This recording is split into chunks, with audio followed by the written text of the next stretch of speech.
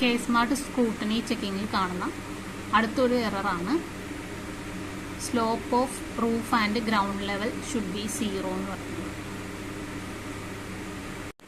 നമ്മളിപ്പോൾ പറഞ്ഞിരിക്കുന്ന error ground ലെവലിന്റെയും റൂഫ് ലെവലിന്റെയും സ്ലോപ്പ് 0 ആയിരിക്കുന്നത്. അപ്പോൾ അത് സെക്ഷനിലാണ് ആ എറർ വരുന്നത്.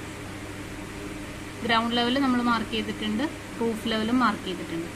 അപ്പോൾ ഇതിന്റെ സ്ലോപ്പ് 0 ആയിരിക്കണം എന്നാണ് എററിൽ കാണിക്കുന്നത്. അപ്പോൾ ഇത് മാറ്റാൻ വേണ്ടിയിട്ട് നമ്മൾ ഏറ്റവും എളുപ്പം 2 ലൈനും ഡിലീറ്റ് ചെയ്യുക, F8 ഓൺ ചെയ്യുക, സ്ട്രെയിറ്റ് ലൈൻ വരയ്ക്കുക. നമുക്ക് ആ എറർ മാറി കിട്ടും. സേവ് ചെയ്തിട്ട് വേണം കേട്ടോ പിന്നെ അപ്ലോഡ് ചെയ്യാൻ. അപ്പോൾ സേവ് ചെയ്യാൻ മറക്കരുത്.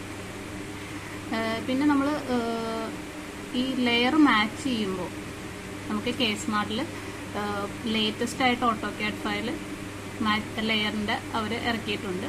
അതിന് തൊട്ട് മുന്നേ ഇറക്കിയിട്ടുണ്ട് ഓട്ടോക്യാഡിൻ്റെ ലെയറിൻ്റെ ഫയൽ. അപ്പോൾ ഏറ്റവും ലേറ്റസ്റ്റിൽ നിന്നും നമ്മൾ ലെയർ മാച്ച് ചെയ്തെടുക്കുന്നതായിരിക്കും എപ്പോഴും നല്ലത്. കാരണം അതിൽ കുറച്ച് അപ്ഡേഷൻസ് വന്നിട്ടുണ്ട് എക്സ്ട്രാ. അപ്പോൾ അതും കൂടി ഉൾപ്പെടുത്താതെ നമ്മൾ ചെയ്ത് കഴിഞ്ഞിട്ടുണ്ടെങ്കിൽ ആ ഒരു എറേഴ്സ് നമ്മുടെ ഫയലിൽ എന്തായാലും വരും. അപ്പോൾ എപ്പോഴും ലേറ്റസ്റ്റ് ഓട്ടോക്യാഡ് ഫയൽ ഉപയോഗിക്കാൻ ശ്രദ്ധിക്കണം.